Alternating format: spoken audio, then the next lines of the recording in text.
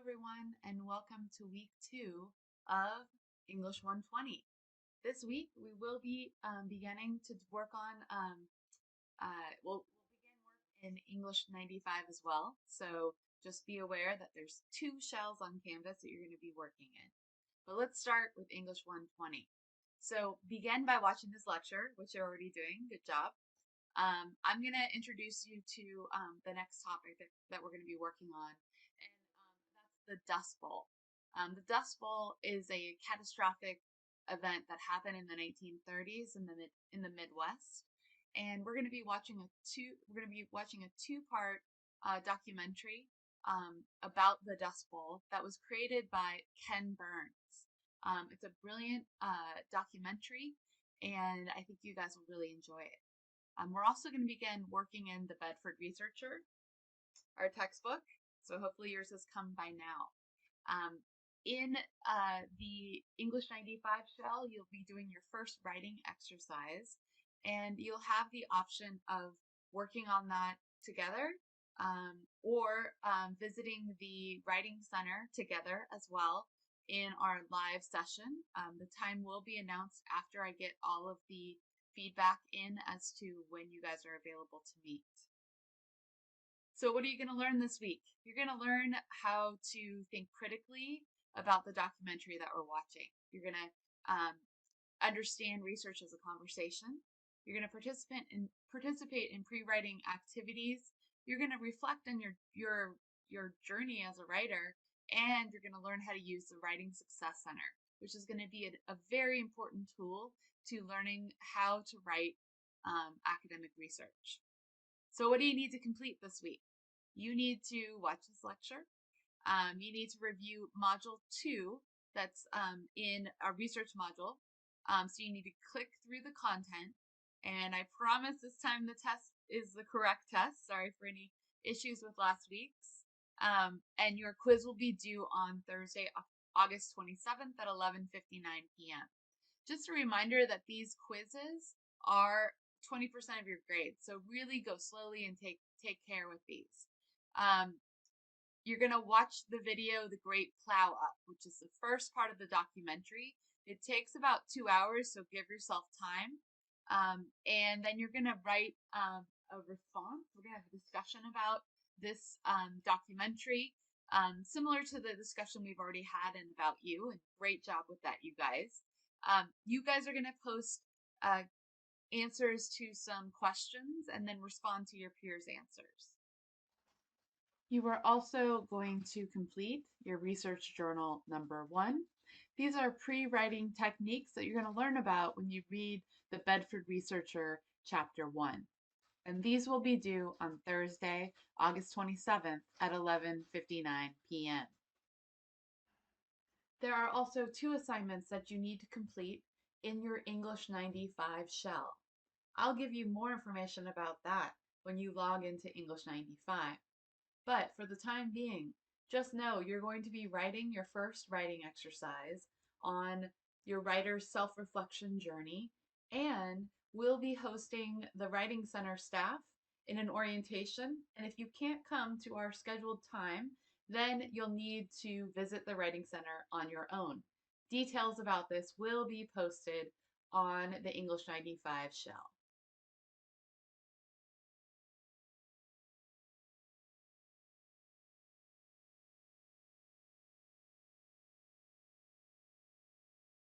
All right, guys, this is the next page that you're going to be reviewing this week, and this is a page about the Dust Bowl video that you're going to be watching.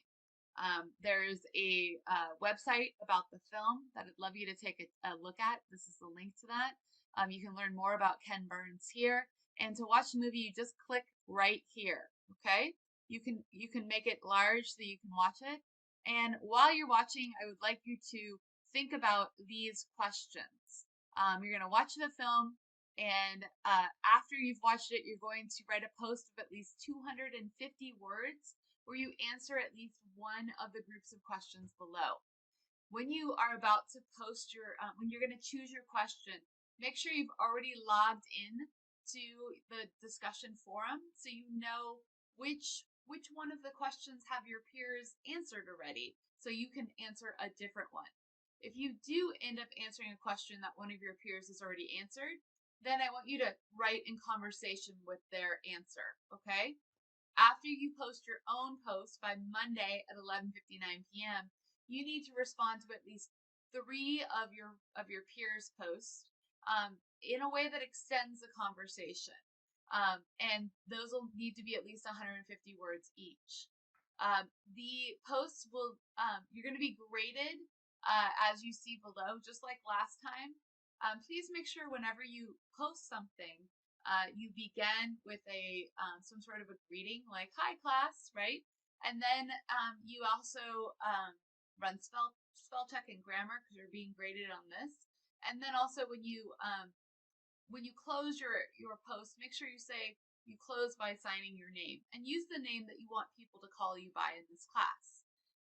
When you respond to your peers' post, you want to make sure you respond to that name that they've signed their last post with.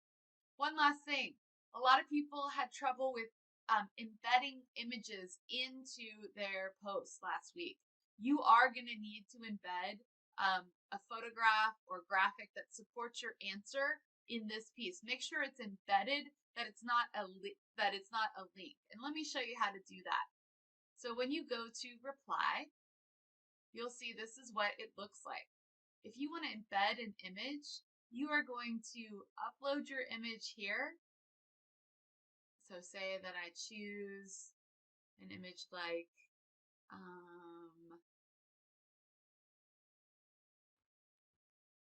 an image of an owl, okay?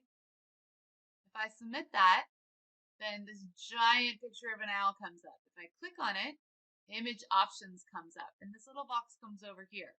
Now you can choose to make it small, and you can choose embed image or display link text. You want to embed the image.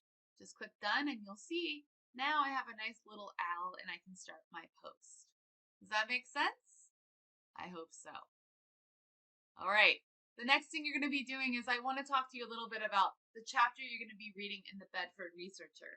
The chapter begins on the first page of our chapter begins on page 3.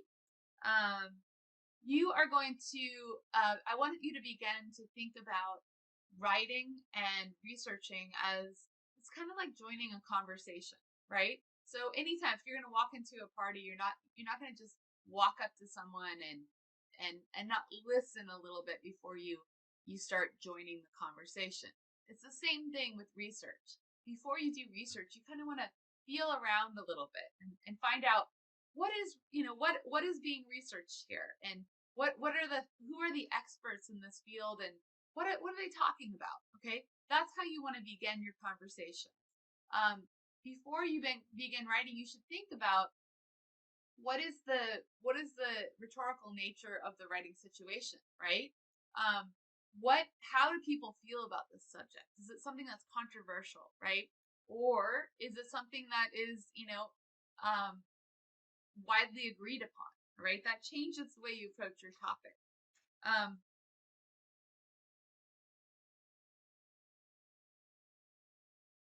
As you go about doing your research, you really want to make sure that you have a place to keep all of the research that you're doing.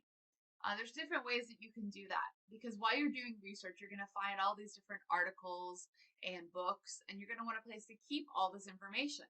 Now you can use a notebook, right? That's what I like to use. Something like, this is my research notebook, and it's big, and I like to write in it.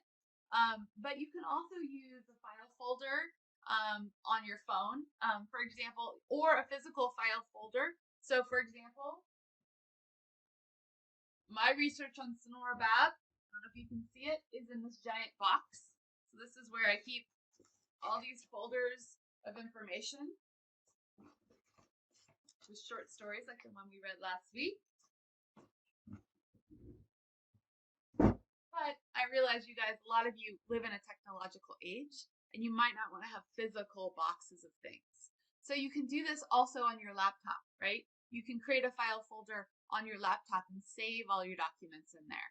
A really great thing to use are note cards, small little note cards where you take notes and you file information. Like, say, while you're reading an article, you find a great quotation, then you can write it on a note card and stick it in like a little recipe box, right? That's old school. You can also take notes on your phone or through a voice recorder and make categories of where those are. It's up to you of how you want to collect information, but before next week, you want to find a way that, maybe try out some ways that might be good for you. It's just something to think about right now. You aren't required to have something yet, but I highly recommend thinking about having something in the future, because the key to good research is being organized. Secondly, I want you to think about having an academic voice. So when we write in an online classroom, it's important to remember that we're using an academic voice. That's a more formal voice than the voice we normally use to communicate with our friends, right? So you want to always think about spelling and grammar.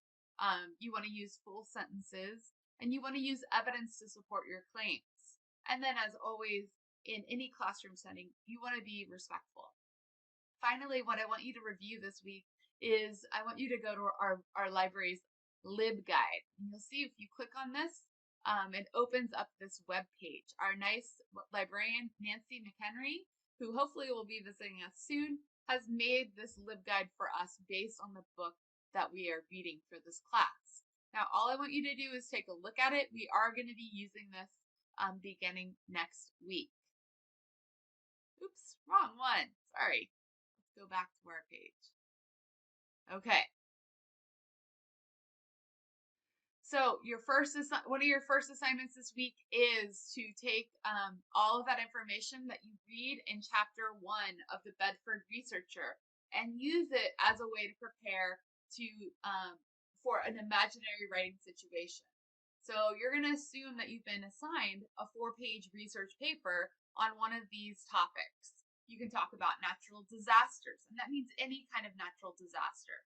You can talk about immigration, the agricultural business in California, the Dust Bowl, global warming, the New Deal, land runs, the Great Depression, environmental catastrophes, Turner's frontier thesis, the writer Sonora Babb, or the writer John Steinbeck. In this imaginary paper, you're to join the conversation about your topic and clearly argue one side. So you might want to do some initial pre-research. That means maybe looking up in encyclopedias or just doing some light searches, right, online. This is just to get an idea of what these topics are about. And then you're going to think about, you're going to be arguing either, that you agree or disagree with something about this topic. Remember, this is an imaginary paper, okay? What we're practicing is pre-writing. So in your journal entry, you're going to read pages 20 to 25 in chapter 1, and that goes over all these different pre-writing techniques.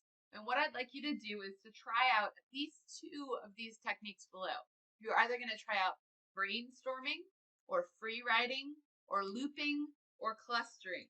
Again, all of these are found in chapter 1 on pages 20 to 25. And this is due on August 27th.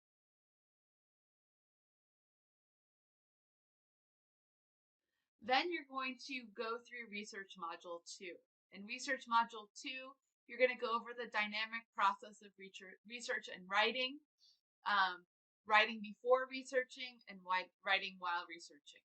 Then you're going to review some of the parts of the Bedford Researcher chapter 1 that you've read, and then watch the video, Why Research Matters. And then at the end, there's going to be a quiz that you take. All right, guys, that's it for right now. I hope that this video has given you some ideas of how to get ready, how to explore this week's assignments. I know we have a lot going on in the world right now. Some of you are experiencing issues of power and evacuation, and please know that if you are experiencing these things and you need to get extensions or something, all you need to do is email me and let me know what's going on. Also, I want to encourage all of you to please stop by my office hours on Monday, Tuesdays, or Wednesdays from 10:30 until noon. Finally, I will be sending an email out later in the day on Friday, which is going to tell us what time we're going to meet live for the English 95 class, and I will also introduce you'll get an email from the English 95 class, our lab, that's going to tell you what to do within that class. Okay, guys, that's it for this week. I'll see you guys online.